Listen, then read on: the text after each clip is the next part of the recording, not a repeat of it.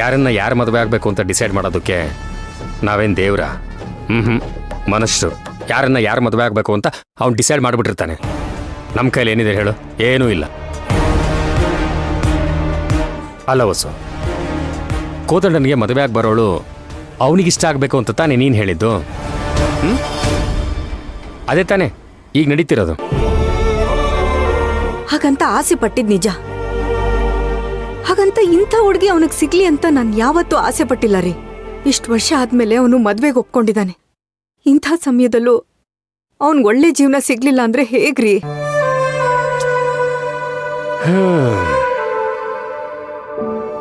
ವಸು, ನೀನ್ ಅನ್ಕೊಂಡ ಹಾಗೆ ಏನು ನಡೆಯಲ್ಲ. ಅವನಿಗೆ ಅವಳು ಇಷ್ಟ ಅಂದ್ಮೇಲೆ ಇಬ್ರು ಖುಷಿ ಖುಷಿಯಾಗೇ ಇರ್ತಾರೆ ಕಣೆ. ಅಯ್ಯೋ ದೇವ್ರೆ, ನಾನು ಏನ್ ಮಾಡ್ಲಿ ಅಂತಾನೆ ನನ್ಗೆ ಅರ್ಥ ಆಗ್ತಿಲ್ಲ. ಸಮಾಧಾನ ಮಾಡ್ಕೋ ವಸು. ನಮ್ಮ ಕೈಲಿ ಏನಿದೆ, ನಮ್ಮ ಪ್ರಯತ್ನ ನಾವು ಮಾಡ್ಬೋದಷ್ಟೆ. ಉಳಿದಿದ್ದೆಲ್ಲ ಆ ದೇವ್ರಿಗೆ ಬಿಟ್ಟಿತ್ತು. ರೀ, ಆದಷ್ಟು ಬೇಗ ಕೃಷ್ಣ ಮತ್ತೆ ವಂಶಿ ಮದ್ವೆ ವಿಷಯನ ಮನೇಲಿ ಮಾತಾಡ್ಬಿಡಣ್ವಾ? ಸರಿ ಕಣೆ, ಮಾತಾಡೋಣ. ಆದ್ರೆ ಒಂದ್ ವಿಷಯ ರೀ, ಯಾವುದೇ ಕಾರಣಕ್ಕೂ ಕೋದಂಡನ್ಗೆ ವಂಶಿನೇ ಬೇಡ ಅಂತ ಹೇಳಿದ್ದು ಅಂತ ಅವನಿಗೆ ಗೊತ್ತಾಗ್ಬಾರ್ದು.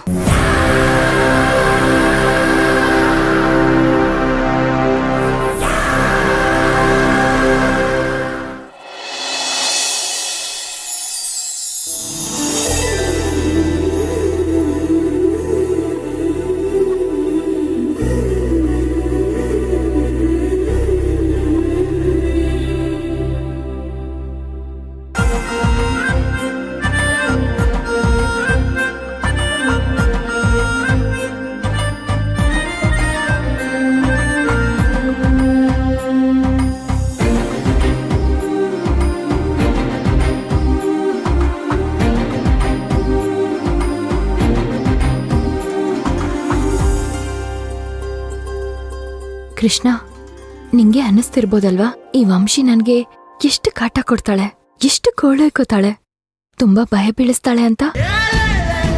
ಆದ್ರೆ ನಿಂಗ್ ಗೊತ್ತಿಲ್ದಿರೋದು ಇನ್ನೂ ಒಂದ್ ವಿಷಯ ಇದೆ. ಅದ್ ಎಲ್ಲದಕ್ಕಿಂತ ಹೆಚ್ಚಾಗಿ ನಾನ್ ನಿನ್ನ ತುಂಬಾ ಪ್ರೀತಿಸ್ತಾ ಇದ್ದೀನಿ. ಹಾ, ಅದನ್ನ ಹೇಳ್ಬೇಕು ಅಂತಾನೆ ಇಷ್ಟೆಲ್ಲ ನಾಟಕ ಮಾಡ್ತಿರೋದು. ಆದ್ರೆ ನೀನ್ ಭಯ ಬಿದ್ದು ನಾನ್ ಫೋನೇ ರಿಸೀವ್ ಮಾಡಲ್ಲ.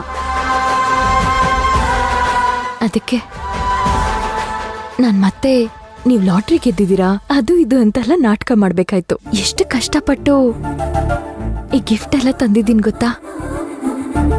ಒಂದ್ ರಾತ್ರಿ ಪೂರ್ತಿ ನಿನ್ಗೇನ್ ಕೊಡ್ಬೇಕು ಅಂತ ಯೋಚನೆ ಮಾಡಿ, ನಿನ್ಗೇನ್ ಇಷ್ಟ, ಯಾವ ಕಲರ್ ಇಷ್ಟ ಅಂತ ಎಲ್ಲ ತಿಳ್ಕೊಂಡು ಇದನ್ನೆಲ್ಲ ತಂದಿದ್ದೀನಿ.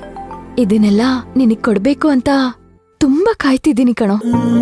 ನೆಕ್ಸ್ಟ್ ನಾವಿಬ್ರು ಯಾವಾಗ ಸಿಗ್ತೀವೋ ಅವಾಗ ನನ್ ಮನ್ಸಲ್ಲಿರೋದ್ನೆಲ್ಲ ನಿನಗ್ ಹೇಳೇ ಹೇಳ್ತೀನಿ. ಜೊತೆಗೆ ಇದನ್ನೆಲ್ಲ ನಿನಗ್ ಕೊಡ್ಬೇಕು ಅಂತ ಅನ್ಕೊಂಡಿದೀನಿ. ಈ ಶರ್ಟು ಪ್ಯಾಂಟು ಹಾಕೊಂಡಾಗ ನೀನ್ ಹೇಗ್ ಕಾಣಿಸ್ತೀಯ, ಈ ವಾಚ್ ನಿನ್ ಕೈಗೆ ಹೇಗ್ ಕಾಣಿಸತ್ತೆ, ಮತ್ತೆ ಈ ಕನ್ನಡಕ ನಿನಗ್ ಹೇಗ್ ಕಾಣಿಸುತ್ತೆ ಅಂತ ನೋಡೋದಕ್ಕೆ ನಾನ್ ತುಂಬಾ ಕಾಯ್ತಿದ್ದೀನಿ ಕಣೋ.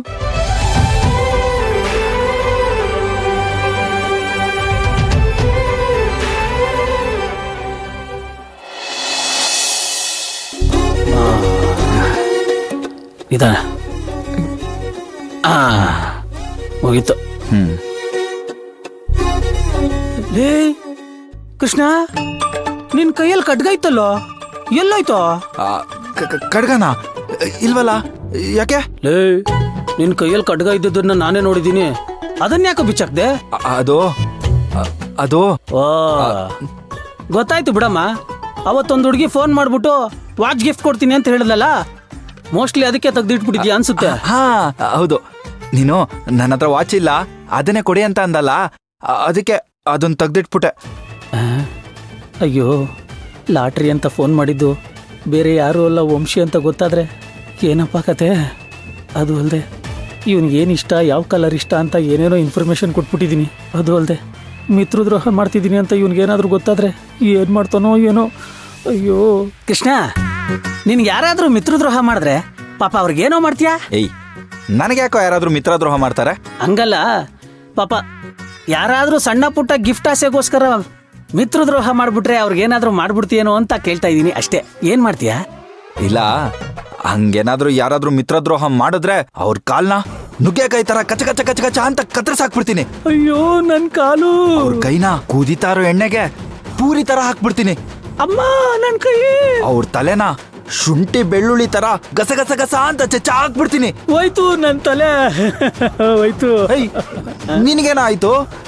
ನಾನ್ ನಿನಗಲ್ಲ ಮಗ ಹೇಳಿದ್ದು, ಮಿತ್ರದ್ರೋಹ ಮಾಡೋರ್ಗೆ. ಅಬ್ಬಬ್ಬ ಹೌದಲ್ವಾ? ಲೋ ನೀನ್ ಫಸ್ಟ್ ಮನೆಗೆ ಹೋಗೋ.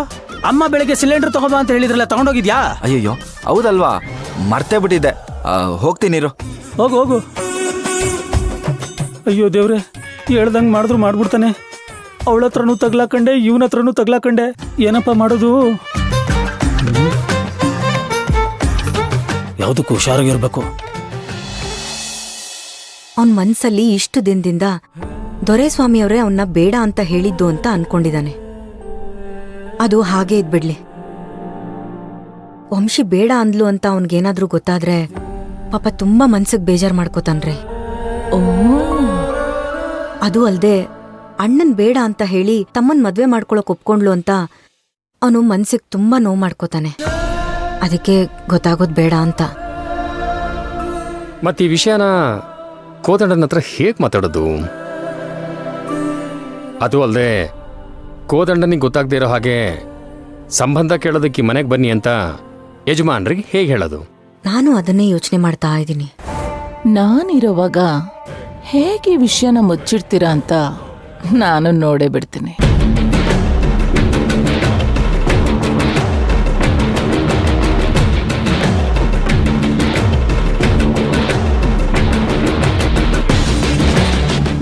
ಒಂದ್ ಕೆಲ್ಸ ಮಾಡೋಣ, ದೊರೆಸ್ವಾಮಿಯವ್ರನ್ನ ಮನೆಗ್ ಬರೋದಕ್ಕೆ ಹೇಳೋಣ. ಹೊಸು, ಆ ಕೋದಂಡನಿಗೆ ಗೊತ್ತಾಗಲ್ವಾ? ಗೊತ್ತಾಗೇ ಆಗತ್ತಲ್ಲ. ಹಾಗಲ್ಲ ರೀ, ದೊರೆಸ್ವಾಮಿಯವರು ವಂಶಿನ ಕೃಷ್ಣನ್ ಕೇಳೋದಕ್ಕೆ ಮನೆಗ್ ಬರ್ತಿದ್ದಾರೆ ಅಂತ ಕೋದಂಡಂಗ್ ಹೇಳೋದೇ ಬೇಡ. ವಂಶಿ ಕಾಲೇಜಿಗೆ ಬಂದಿದ್ಲು, ಹಾಗೆ ಮನೆಗ್ ಕರ್ಸ್ಕೊಂಡ್ವಿ ಅಂತ ಹೇಳಿದ್ರಾಯ್ತು. ಆಮೇಲೆ ಕೃಷ್ಣ ಮತ್ತೆ ವಂಶಿ ಮದ್ವೆ ಮಾತುಕತೆನ ಮಾತಾಡಿ ಮುಗ್ಸದ್ರಾಯ್ತು. ಏನಂತೀರಾ? ಗುಡ್ ಐಡಿಯಾ, ಏನೋ ಚೆನ್ನಾಗಿದೆ. ಆದ್ರೆ ನಮ್ಮ ಯಜಮಾನ್ರು ಇದಕ್ಕೆಲ್ಲ ಒಪ್ಕೊಳ್ಳೋದು ಕಷ್ಟ ಹೊಸು. ಅಯ್ಯೋ ಕನ್ಫ್ಯೂಷನ್ಸೇ ಬೇಡ ನೋಡಿ. ಮೊದ್ಲು ದೊರೆಸ್ವಾಮಿಯವರು ಮನೆಗ್ ಬರ್ಲಿ, ಆಮೇಲೆ ಕೋದಂಡನ ಹತ್ರ ಏನ್ ಮಾತಾಡೋದು ಅಂತ ಒಂದ್ಸಲ ಯೋಚನೆ ಮಾಡೋಣ. ಅಲ್ಲಿವರೆಗೂ ದೊರೆಸ್ವಾಮಿಯವರು ಇಲ್ಲಿಗೆ ಬರ್ತಿರೋದು ಕೋದಂಡಗೂ ಗೊತ್ತಾಗೋದ್ ಬೇಡ. ಸರಿ.